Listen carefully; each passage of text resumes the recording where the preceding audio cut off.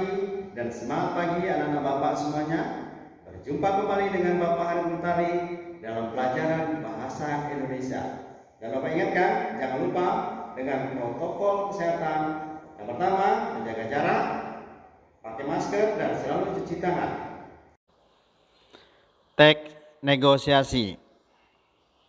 Pertemuan ketiga, kita akan belajar unsur kebahasaan teks negosiasi. 8 unsur kebahasaan teks negosiasi. Yang pertama, partisipan. Yang kedua, bahasa santun. Yang ketiga, pasangan tuturan.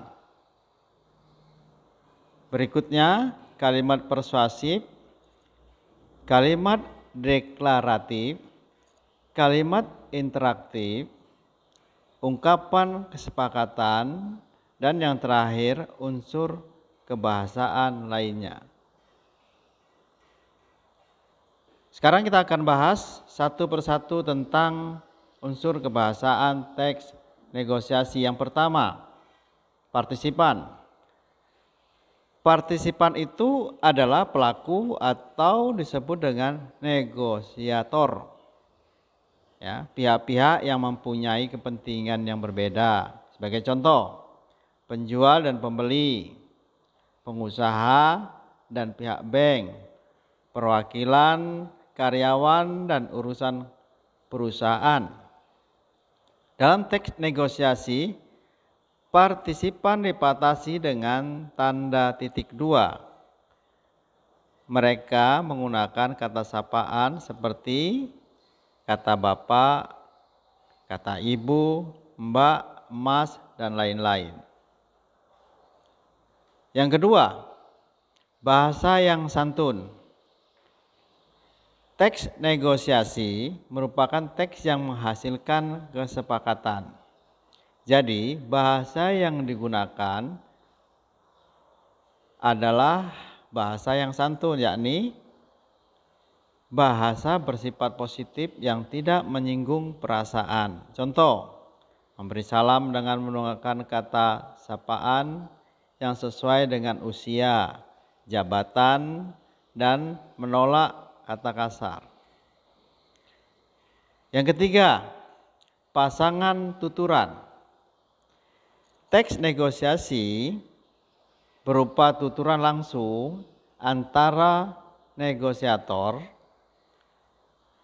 Tuturan langsung itu berupa tanda tanya jawab antara penutur dengan mitra tutur. Misalnya, ucapkan salam, kemudian dibalas dengan membalas salam, bertanya, meminta, menawarkan, dan yang terakhir mungkin mengusulkan.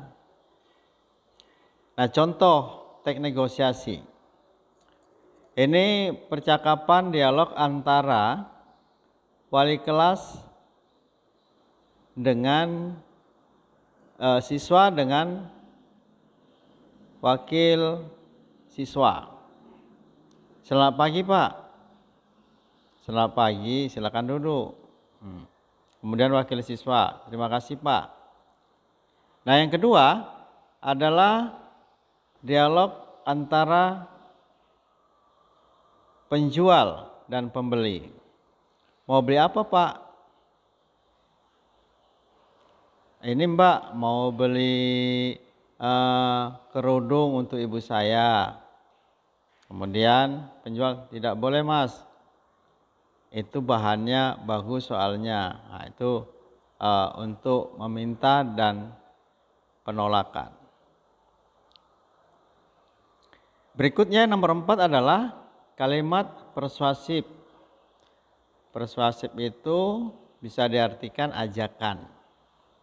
Negosiasi dilakukan dengan cara persuasif sehingga dalam teks negosiasi terdapat kalimat persuasif. Dalam teks negosiasi, kalimat ini diperlukan untuk mencapai tujuan kesepakatan. Contoh, mohon diturunkan Pak, kami akan membantu dalam perbuatan maskot. persiapan yang lain, yang penting iurannya bisa turun. Ya Mas, cocok kalau dipakai sama Ibu Mas. Tidak bisa tambah Mbak. Saya yakin usaha ini akan sangat sukses. Kemudian yang kelima adalah kalimat deklaratif. Deklaratif itu diartikan pernyataan. Nah, dalam negosiasi itu penting, pernyataan. Dalam teks negosiasi, kalimat deklaratif perlu untuk menginformasikan keinginan partisipan. Tujuannya agar partisipan lain mengerti hal yang sedang dinegosiasikan.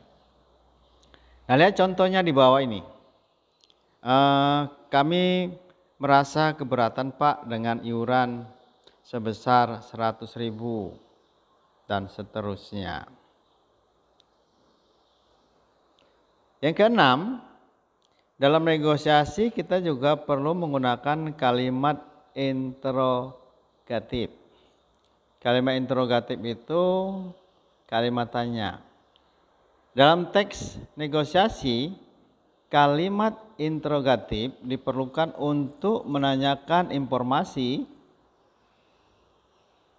tentang hal yang sedang dinegosiasikan. Contoh, ada apa dengan iuran BPJS? Dan seterusnya, ya. Berikutnya, dalam negosiasi juga kita perlu ungkapan kesepakatan. Kita perhatikan di sini. Ungkapan kesepakatan adalah kata atau kalimat yang menggunakan makna bahwa permasalahan negosiasi telah selesai dan keduanya mencapai tujuan yang sama. Itulah tujuan negosiasi. Nah, kita ambil contoh di sini. Ya, sudah Mbak, 45.000 saya ambil yang ini dan seterusnya. Bisa kita baca ya. Nah, berikutnya unsur kebahasaan lainnya. Unsur kebahasaan lainnya adalah dengan menggunakan kalimat langsung, ya, kata sapaan, ucapan salam, dan lain-lain. Baik anak-anak semuanya, demikian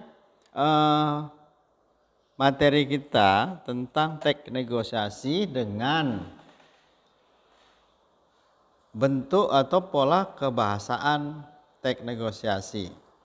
Semoga apa yang Bapak sampaikan dapat diterima oleh anak-anak semuanya.